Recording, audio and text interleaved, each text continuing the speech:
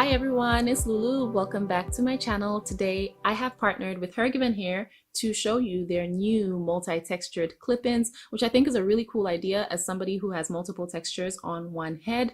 And they sent this scroll of new arrivals from 2020. It's amazing how much I have not kept up with the panoramic and all, but yeah, they had a lot of launches. That's pretty cool.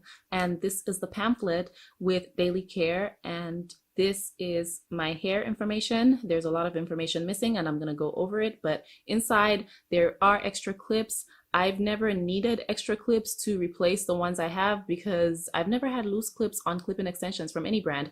But this is the kinky texture 4B4C, and we have a kinky curly texture 3C4A, 16 inches long, which is ideal for me because my hair is 14 inches. And it's going to blend relatively well. So my extension styler is going to be my friend right now, my BFF, and help me wash my hair in a downward motion and not have any matting or tangling close to the clip-in area or the fake root, because I've had that problem in the past with previous clip-ins, and this helps me so much. So I'm gonna load it up and get it ready to dunk in the sink. But before we do that, I am going to quickly show you, after snapping this in place, how the textures kind of go together. You can see the difference with the textures here, the 3C4A and the 4B4C, and that's kind of how my hair is. Because I have hair in the crown area that is looser than the rest of my hair, and it's kind of like a gradient. It kind of radiates out, and then my entire hairline is very kinky. So what I'm going to do in this video is show you guys with my clip-ins how my hair is arranged around my head. I thought that would be pretty cool. Many of us have very unique hair, and I really do suspect that with kinky hair or with Black people's hair, there are probably several patterns. At least I've noticed that with YouTubers, that there are patterns in how their hair is arranged if they're multi-textured, especially those with type 4 hair.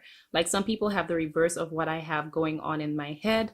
So I'm gonna brush my hair out with my Maven paddle brush, being totally lazy, but this brush, it detangles all of my hair so well, and there is minimal shedding. I love it. But this is our hair stretched out and brushed out. It's gonna snap right back when it dries, and I'm gonna go ahead and rinse it out and make sure all of this conditioner is out of here, even though technically I could have left the conditioner in because conditioner feels nice on my extensions. So next time I might just leave some of it in instead of trying to rinse all of it out. Always make sure you wash your extensions. It makes them fluffy and it makes them blend a little bit better with your hair. It just makes them look so much more natural. And this is my natural hair in African hair threading sections. Like a week and a half after I stretched my hair, I need to wash my hair and just fix that. But for now, we're going to do clip-ins for a few days until the weekend. And on the side, I'm separating some sections of African hair threading for my part, and the remainder are going to the back as the base for my clip-ins. I don't like doing clip-ins on loose hair because that's just a recipe for tangling and breakage. I only like leaving out the hair that is going to be in the part area. I'm willing to sacrifice that, but nothing else. And I've been using Gabrielle Union's products for a couple of months now. I owe you guys a review. I tried to film it twice. It has not worked out. But that's what I use to stretch my hair, and they're actually not bad, but I have some issues with them. It's just weird. We'll talk about that later. So let's separate these threaded sections. My hair feels buttery soft right now, and I am going to grab the clip-ins and put them in because they're dry and they have shrunk up considerably. So let's part this part. I'm separating my hair into 3 Bantu knots, one for each side of the part and one in the back, so that I can cover all of my clip-ins and make them look better. I don't want any of my clips showing. And after that, we're gonna go ahead and start putting them in. It's very easy once you get the hang of it, and it's very easy once you kind of have an idea of how you want to go with your clip-ins. So in the very back, I'm going to start with number 5 of my kinky texture. And by number 5, or whatever number I use, I'm talking about the number of clips on the clip-in extension. So number 5 goes in the very back because my hair is kinkiest in the very back. And then I'm gonna go in with number 4 right above it. All my hair up to the tip of my ear is very, very kinky. And then it starts to loosen a little bit and the gradient begins. So the first 2, and that's a lot, are kinky. And then I'm going in with kinky curly, number 5, so that I can show the loosening of the texture. This is where my hair starts to get into that 2.5 3 millimeter in diameter range, whereas in the very back I'm more of a 2 millimeter in diameter. And now I am going in with number 3 kinky curly in the very middle. I'm trying to do advanced math here because it is killing me. And then here I'm doing the kinky texture to join, and I'm angling it forward. These are 2 to, you know, cover my ears and make sure it doesn't flap back. On the other side, I'm doing kinky curly number 3 and angling that forward as well.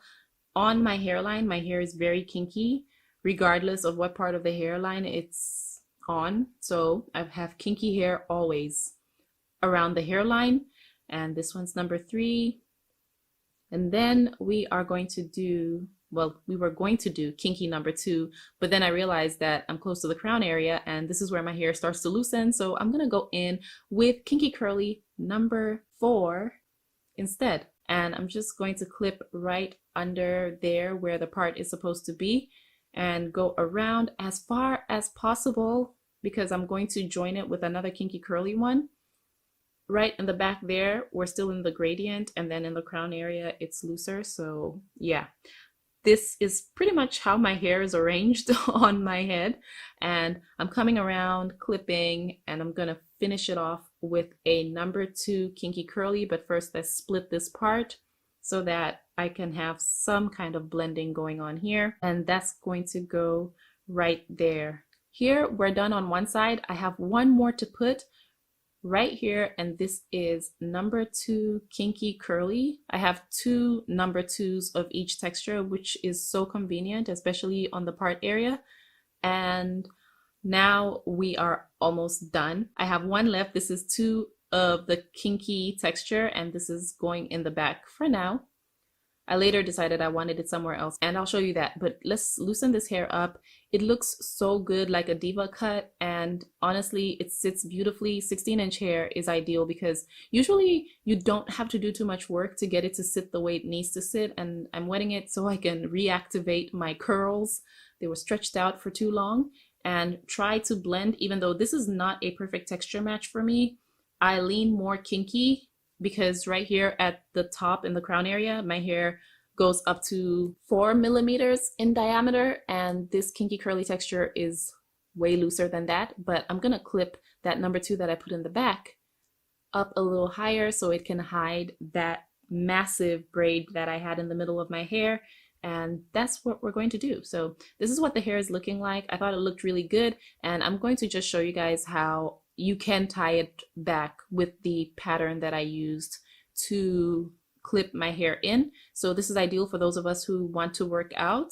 You are not without options, and this is me a couple of days later. I was being lazy, I didn't fluff it, but I like this hair. So you guys let me know what you think of the concept, and I will have all details down below. Thanks Her Given Hair for sponsoring this video, and I will talk to you in my next one. But until then, continue to take good care of yourselves.